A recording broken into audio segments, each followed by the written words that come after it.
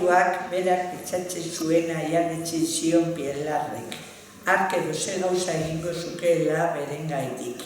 Bermea sinestear beste abaituak eskuritu bat eman zion papergintzan gastatu beharko zuenare ahorre egin zizaio.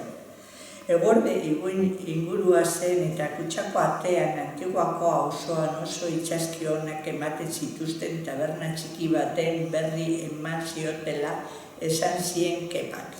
Eta negozioa ospatzen mai bat hartu zuela, baina abaituari ez etorki ongi. Arratsaldean mioma bat zeukalako. Ebakuntza ezen luze joan ordea.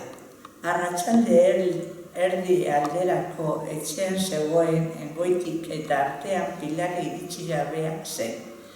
Masaileak gorri eta begiak argi azaldu zen gaua aurreratu samarra zegoela.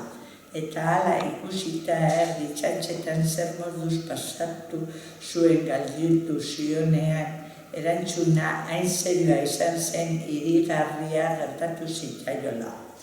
Erregina bat bezala tratatu zuela esan zuen sinesti batean. Itxuraz, hagin txarruta zen, tabernatxo batera eraman zuen, nonostra eta lanperna zoragarriak eman zizkieten, eta Charles Grand Cru bat ezin imagina zezakena. Pilarrek badaki itxaski onak eta Charles Grand Cru bat estimatzen.